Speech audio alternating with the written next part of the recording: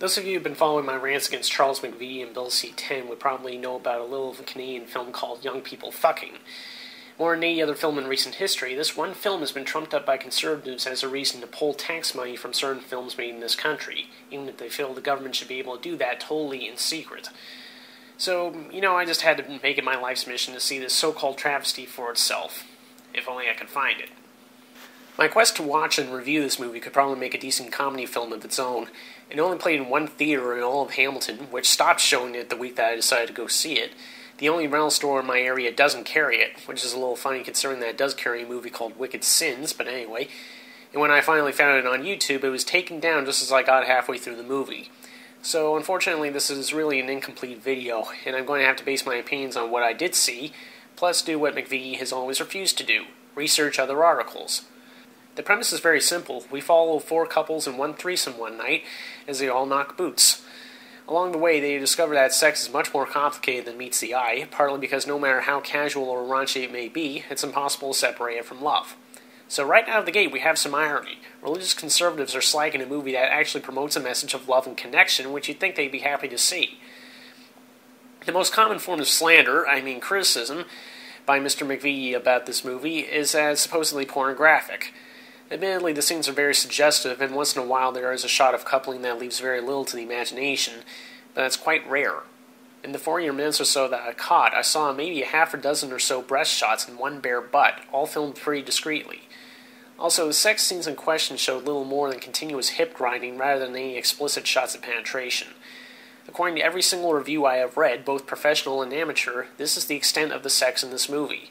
I kid you not. It reminds me a little of the original Texas Chainsaw Massacre. It has a reputation for being a shockingly graphic bloodbath, but when you actually look at it, it isn't very gory at all. Hell, I'm not even sure there's that much blood in it. Let's break this down. If Young People Fucking is to be called porn for showing the odd boob and butt, then so are MASH, Titanic, Shakespeare in Love, most horror movies, Animal House, Not Another Teen Movie, The Last Picture Show, Braveheart, at least 4 Highlander movies, much of Monty Python's handiwork, and this is just off the top of my head. We could go the route of the MPAA and go after hip thrusts. After all, they have a policy of banning movies that have more than a certain number of humps at a time, which I find a little strange considering that some of the more degrading sex acts I can think of don't involve any hip thrusting at all.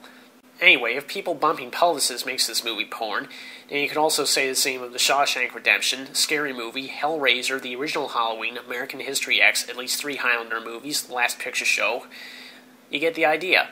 The point is, it's a really flimsy place to label anything as pornographic. I don't dispute that there are movies out there that are so explicit in their sex scenes as to be interchangeable with hardcore porn, the American-made short bus being a perfect example. But as far as protecting the morals of the public are concerned, there would appear to be far better places to start than Young People Fucking. For example, Taking Lives was filmed in Canada and features a sex scene that has very prolonged shots of Angelina Jolie getting her clothes ripped off and her pounded against her entire hotel room, showing the full Monty along the way. But since it was produced by an American company, it would have been exempt from the rules of Bill C10. For that matter, what about the Saw movies, which are notorious for extreme levels of gore and relentless torture scenes? They're shot in Canada, but no, they're made by Americans too.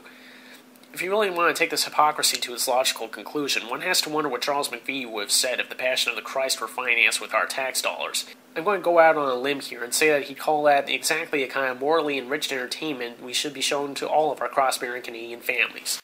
The scary part of all of this is that this little scheme from the so-called moral majority almost worked. It took a huge outcry to get the Senate to investigate Bill C10, and even then the government wanted no part of it. In fact, they, like McVie, have refused to see this movie. That includes my so-called Member of Parliament, Mr. Dean Allison. So, do these sort of clandestine fundamentalist oppressors really sound like the sort of people we should have running Canada? I don't think so. After all, when a Muslim theocracy rears its head halfway around the world, the first reaction is to bomb the hell out of it. Yet, when a Christian theocracy does the same sort of thing here at home, the first reaction seems to be to welcome it with open arms. And people wonder why I'm not patriotic. Enough said.